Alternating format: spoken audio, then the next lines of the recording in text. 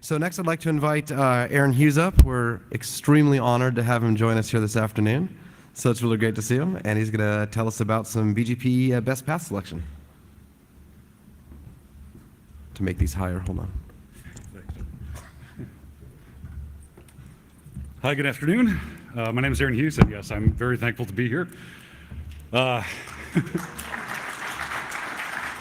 Cheers. Thanks. It's always an honor to speak at NANOG, and really appreciate being here to talk about path selection and validation. So I'm Aaron Hughes. I'm the CEO of 6Connect, but I'm also on a lot of internet-related organization boards and participate in a lot of community service. So it leaves me with a unique position to travel a lot. It means I get to go to a lot of industry-related operator forums, a bunch of RIR meetings, standards bodies, IETFs, et cetera.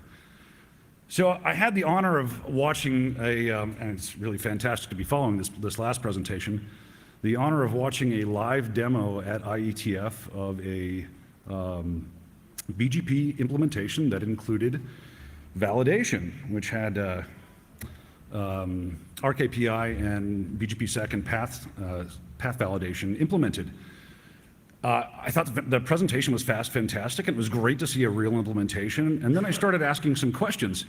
And I didn't like the answers to the questions, so I decided to write this presentation and get a sense of how people really feel about the various implementations that are happening of some flavor of validation. So first I'd like to ask, how many operators are there in this room? Excellent, that's what I would expect. How many people think they implement some flavor of validation today? Haha. Also what I would expect, so that's great. So let me widen the umbrella of what is validation, because we have some really odd examples of what we call validation today. I think most of us think of it, and the reason that there were so few hands raised, most of us think of validation today as RKPI or ROA validation or BGP-SEC and path validation.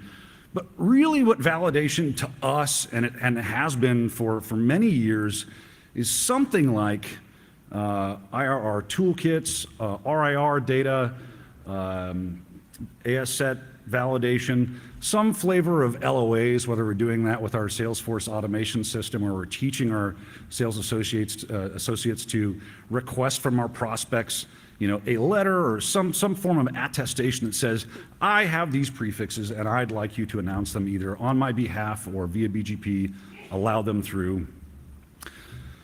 We have this lovely validation, which is, hey, I know you, we peer, we have a trust level, so you'll just accept all of the stuff that I send your direction, and it's enough of a trust level that we expect you're doing some flavor of taking care of your own mess. So, I think we've all come to accept a certain level of validation, and that includes that if we're seeing a mess from another network, I can call you or send you a text or get you on IRC and say, hey, clean up that mess and it'll go away. So this is what we have today. There's some great little toolkits out there like BGPQ3 and IRRPT, but is it enough? I don't know. Every conference I go to, everywhere globally, there's always a security conversation somewhere that says, hey guys, I'm still hammering the exact same nail. Please, please, please implement filtering, implement BCP 38, some kind of anti-spoofing, and we barely do that. I think the closest that we've come globally that's somewhat of a standard is we are at least filtering what we see from customers, sort of. There's very few people out there that are actually filtering upstream to say, don't send any packets out that come from prefixes not from my network, which is unfortunate, but it's our reality. We rarely ever discuss what validation should be. We just see a lot of presentations on what it could be, like, hey, everybody needs to do something, right? Whether that's some kind of RKPI or a certificate-based system to validate things, whether the next BGP version comes out and it's magically secure. But we never really discuss how we want this to look in the future. I mean, outside of IETFs where things are being worked on, and somehow we came to this place where now there are options, but the implementation is pretty small.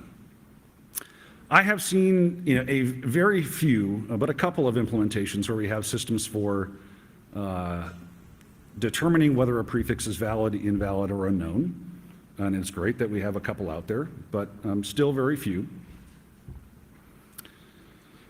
So, at least it's clear that validation is still a big problem, right? We don't exactly know what it is, but just that it's a problem. Nobody's really doing anything about it.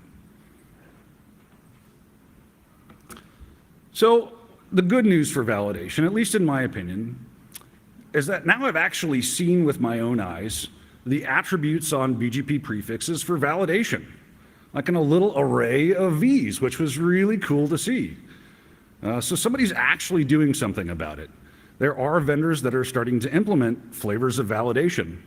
And in theory, if we come to a place that we can convince all the majority of the operators that this is the way we want validation to look, we should see through normal upgrade process, whether that's forklift upgrade for hardware or software upgrades, that this will just come along naturally. Someday you'll just buy some gear where you've got a knob to turn on that says, I want to validate in some form, whatever form that exists, implementation of validation.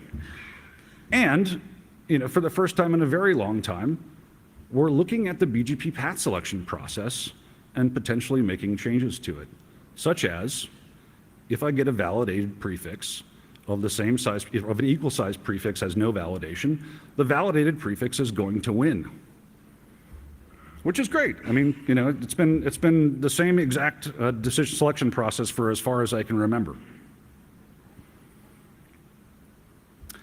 So, in theory, the future of validation, right? We're going to have a new level of judgment. Validation attributes should be looked at prior to anything else for selection. And I don't know if that's good or bad, but it kind of scared me the first time I looked at this and thought, if validation isn't implemented the way we see it today, is this ever going to get implemented? Because it's so powerful in our selection tree that it could cause some serious problems. Or you could look at this as it's so powerful in our selection tree that if we do this right, it could make the internet really clean. I love Jeff Houston shaking his head. In theory, right, battling hijacking and errors becomes a lot easier, right? In theory, participation protects your prefixes at a far broader reach, right? If you're using validation and in theory it's turned on everywhere, if you validate a prefix, the reach is to everybody that has validation enabled. It's not just protecting your own network, like filtering would be, for example. So a little bit of detail, because I just saw this for the first time in South Korea while I was at IETF in a live demo. So I'll just describe it just because I assume not a lot of people have seen this. There's a new couple of attributes on each prefix that looks like an array of V's, effectively V in an array, and right now it's two V's, V comma V. I either have BGP second path validation and or prefix validation, that is a validation of prefix to AS set. Oh, water down. Pardon me. The idea being that if you have both validations, it's really good. If you have one validation, it's good. And if you have no validations, it's just as it was before. So the more validation attributes, the higher in the path selection tree. That's how this works. Okay, so the bad news, or maybe, as I'm trying to call it here, an opportunity to fix some things if we so choose to have this dialogue. One of the questions that I asked at the IETF presentation was, what happens if I inject a longer prefix, even if I've got something that's an aggregate with validation? And the answer was, the longer prefix wins. Now I thought to myself, if you get a more specific prefix injected, why would you ever want to take that path if you got validation enables?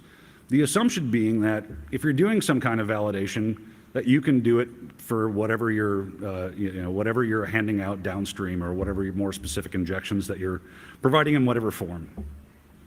So this is one of the questions that's sort of for this room and for the operator community is, Do we want to continue down the path of implementing something that doesn't drop longer prefixes when we've got some flavor of validation enabled?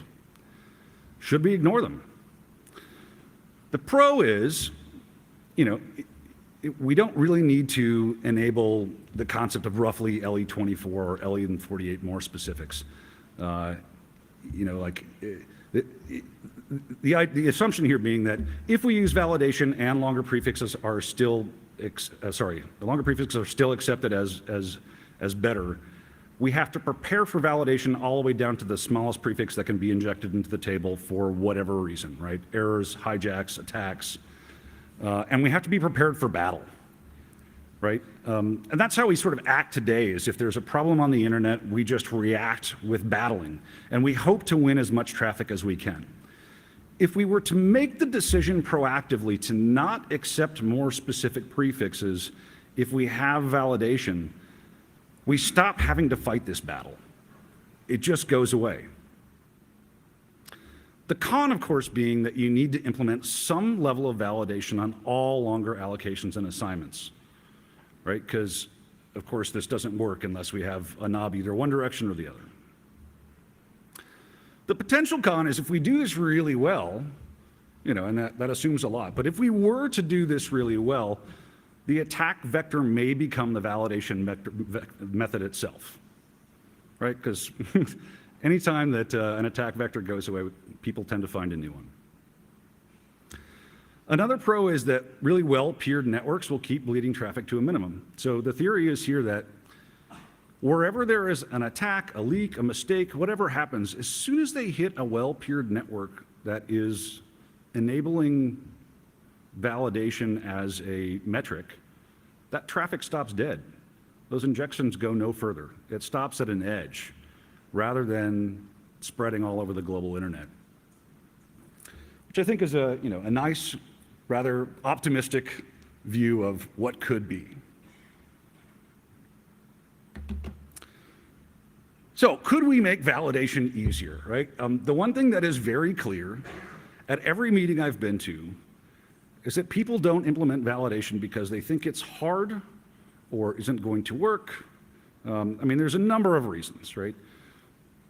Implementation methods for at least RPKI and ROAS or path validation or BGP-SEC are currently at least considered difficult, and there are not a lot of options out there. Now, I know there's some, and we could move forward with some of them, but we're not doing it for whatever reason. So as a simple example, could we make path validation easier? Could we make BGP-SEC something as simple as, a self-signed path validation, and that's it? Like, do one thing and one thing well.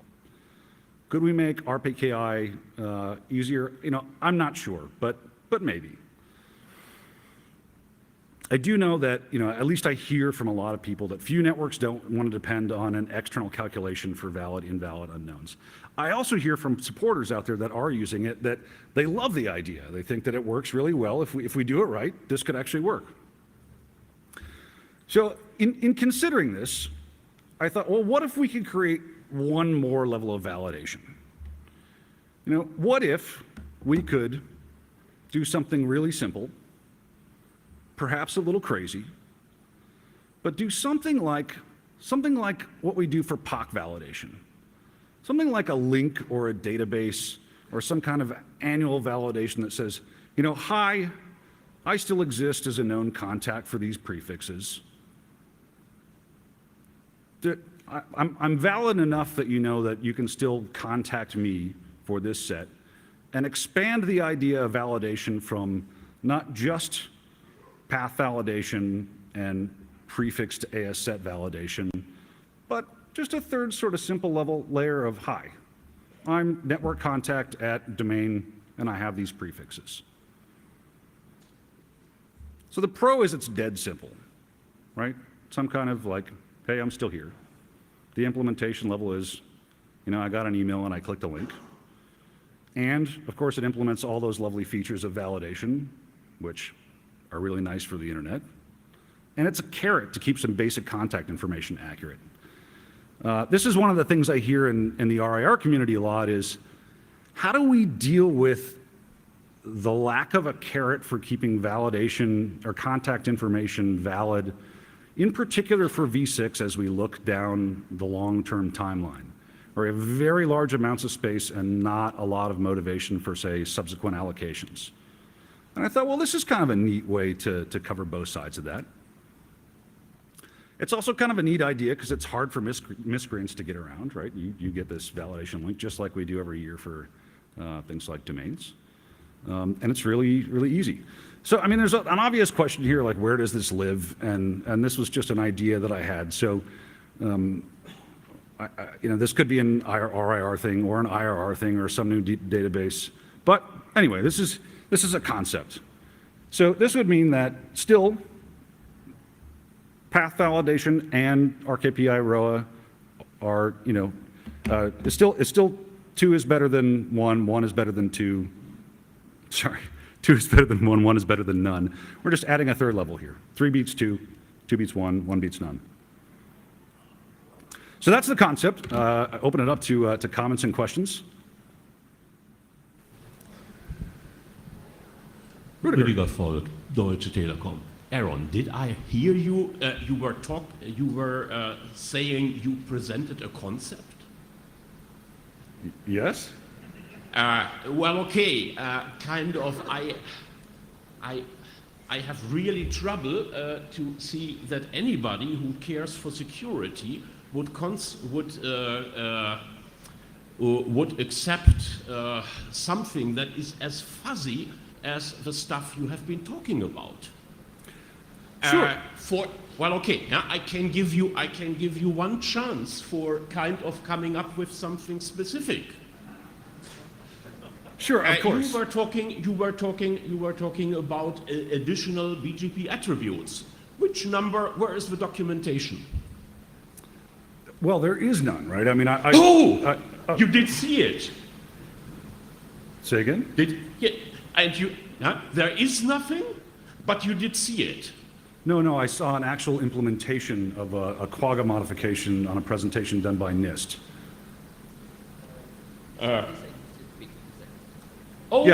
It was a BGP sec implementation. That's correct, yeah. And that's an argument to do something else? No. And not analyze whether the interaction between a number of not really specified different security concepts will create larger security? This is a question of how we want to drive validation. This is not well, argument. okay, kind of. As you started to talk about and ask about validation, it was fine that you did not insist to actually drill down on what validation means. Things that you had as potential options and things that are taken as validation at the moment are very different. And looking at what is acceptable validation, probably essentially none of the options actually would match. Of course, because nothing else is easily available at the moment, many people say, well, okay, I adapt to what's there. But that's not a way for getting somewhere for better. Thank you. So Warren Kamari, Google, I think I'm going to say something similar to what Rüdiger said, but potentially somewhat clearer. Can you go back a slide? Or hopefully clearer. I like the idea with the annual POC validation thing, but then you kind of jump down to, and then there's validation, and it sounds like there's a lot of sort of validation pixies or fairies, which are going to do a lot of the magic. So I think that you've hand-waved away the hard part. Let's actually, the annual link doesn't sound like a bad idea, but there's a lot more detail still needed. Thank you. Great feedback. Sandra. Sandy Murphy, Parsons. You talked a lot about changes in the best path decision process. I wanted to clarify that there is no change to the BGP decision process, if that's what you meant. There was a very strong focus in the CIDR working group from the very beginning that this all had to be subject to each individual operator's local routing policy. So what you do with the valid, invalid, unknown is completely between you and your configuration line. And lots of people have given examples of, you up pref invalid and you down pref, you up pref valid and down pref invalid, or you make it 0 and 100, whatever you want to do. You use meds, who knows. So it's all a configuration. If you're talking about how do I figure out how I want to make what to choose my best path, you're your operator. You can make your own policy. But this last slide, I think maybe I had some concerns like Warren. Like, okay, so the IRR objects already have a tech content. How is this different? Could I say I am the known contact for 12/8? Who would believe me? How would I demonstrate that I had that right to actually say that? How would that knowledge get conveyed? How would it be used when somebody wanted to decide to accept a route from me for 12/8? I just have no clue what you really mean here. So today we have almost zero validation, right? If I start announcing a prefix, generally speaking, and I'm well peered, the prefix is going to get out somewhere, right? Well, except for the people who are doing prefix filters based on IRR data. Completely agree with you. Yeah. That's not obviously done. We can obviously get prefixes that just announce from well-peered networks and they work. So the concept here is some level of validation that's better than what it is today, which is virtually no prefix filtering.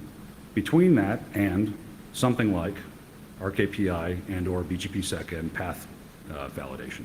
Right. So an easy step. And you're absolutely right. This does say unknown and a bunch of question marks, right? Yeah. Where does that data live? Yeah. Today, the best that we have is RIRs. And RIRs have some contact information for prefix holders to say, you're the prefix holder. Right. And that could absolutely be where this lives. But I didn't want to be specific about that, just like what if? What if there were another level of validation that was easy to have on a regular basis? But somehow that database has to get to you, right? It can't say, hey, Sandra, you have 12/8. Right. So conceptually. Yeah. So somebody told me one time, all security people want to have perfect security. Well, that would be great, but having security that isn't just trivially able to be circumvented is a good thing. Without some validation of some way of knowing that you have some trust in such information, it's not much help. Wholeheartedly agree. Doug Montgomery Nest, so sort of following up on what Sandy said, right? So all the technology so far leave what you do with these validation markings up to local policy. If you look back to June's NANOG, when we did a track with at least 3 commercial vendors that talked about their implementations, certainly one of the things you can do are ignore invalids, which eliminates sub-prefix hijacks, assuming you've created sane rows. Our implementation and the commercial ones probably leave you enough rope that you could implement silly policies, but they actually provide you enough tools that you can implement sane and useful policies. So Yep. you could work your way around it. Sure. Just folks, I'm going to close the microphones. We have 4 more questions. I don't want to run too far over since we're already a little bit tight. So after you 4, let's keep the microphones closed. Thanks. Cheers. And I think PTAC here next. Yeah, I was just going to check on the claim that longer prefixes will always win in spite of the validation piece. That is actually up to your local policy on there. So while I agree the notion of having something just win out of the blue would be bad, that's actually not the case, and wanted to clarify that. Thank you. Yeah, no, I'd love to see a knob like that whenever we go down this road of validation. It's just not clear to me that there is an intent to have a knob like that at this moment. So I think if you ask people, the general consensus has been, if I'm saying that I validate this /16 and only the /16, the general intent is nothing more specific should be considered as valid. thanks. Wes George, New Star. I think it might be useful to restate this in a slightly different way than you've done it, which is that we have some we have some existing databases today that we could do validation on, like the RADB or other IRR databases, but they are, there is not really a good mechanism to trust the data that's in there. There's not quite enough level of validation that the person making the updates to RADB, for example, is actually authorized to make those updates, and there's some missing control surfaces and things like that. And so one of the things that has come up that is very related to the idea you're proposing and maybe a little less fuzzy is, right, so most of the rest of the RIRs already have a captive routing database that you can do things against. Aaron should probably just take over RADB so that we can make that the same way. And then we're at least on equal footing, and we can work on cleaning up the garbage that's in there and using the fact that there is some sort of a tie between the RAR and the database to do some of the things that right now are basically in the question mark, question mark, question mark profit state. Yep. On your slide deck. So, we've talked about this before, and you're right, there's definitely something there, but, and I don't know that it necessarily has to coexist with BGP-SEC or anything else. Like, this might be one of those things where this is, if we can get to this in reasonable time and use the tools that we have available today, RPSL tool set and things like that, great. If at some point in the future BGP-SEC and everything else ends up coming along and adding to it, there's nothing saying that we have to necessarily plan to have both of those things coexist. Yeah, that's actually one thing I hadn't considered, is that it didn't need to coexist, but that's a really good point. Hi, Aaron. First, thank you for the compliments of the presentation we gave at last IETF. I think I have to clarify a couple of things. The number of V's or N's or question marks or something like this, what you might have seen there, is absolute implementation dependent. So that was our choosing of displaying things, mainly for debugging purpose, but then we thought it's actually nice information and has no grounds on RFCs. So, said that, and BERT works a little bit different than the Quagga implementation. So in Quagga we were thinking, what would people like to do? What knobs and switch would they have to like? So we said, okay, we could have one thing where you configure it as, I prefer a valid RPKI validation, and I drop an invalid BGP-SEC path validation. What would take care of the longer prefix issue, because this one would be invalid and the whole thing would be invalid. Yep. Then we thought, maybe this is a little bit hard. Maybe you want to change your local pref. So depending on which validation gives you what result, you can up pref, down pref, you can additive, subtractive, you can change a lot of things. And I think we have a couple of other knobs as well. And I have many ideas about many other knobs, but I don't have time to implement them. Because we also use this tool for our own research and ideas. What is it we want to really see? And I cannot promise what we will add or what we don't add, what we extend or don't extend. But the implementations were more a proof of concept. Okay, BGP-SEC works, RPKI validation works. You can combine them in different ways, and that is the outcome. So for example, if you see the Quagga SRX RPKI validation reacts instantly. What other might say, hey, I don't do that. I don't query every time I want to react right away. We decided, let us do it like this. But you also could do it in a different way. You could say, hey, I connect to the RPKI validation only once a day, and then you change your validation results. So there are many ways and flavors how you can do things. So that's why I just wanted to make the notion, don't see it literally. It's one way, but there are many other ways how you can do it. And from the way of changing the decision process is, if you only change the local pref, you actually don't have to change the decision process at all. In our implementations, we mangled a little bit in there because we said, okay, the MED is higher priority than whatever. We want to ignore things, but this is, again, it's an implementation-dependent thing. So someone else might say, hey, that's the biggest piece of crap, I want to do it differently, and be my guest, do it. And in a way, BERT did it differently.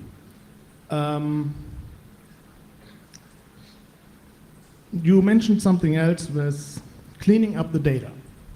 When I heard the very first time about RPKI, I said, at this time everybody was complaining about RPSL and SWIP and how poor the data is, how old the stuff is. And at this time I was working on a project where we wanted to look into how bad is it really, and I figured out it is horribly, especially if you have to write parsers over it, because you find spelling mistakes in keywords, what I till today don't understand how this can happen if it's automated. But nevertheless, I said, hey, wait a moment, RPKIs are signed with a timestamp.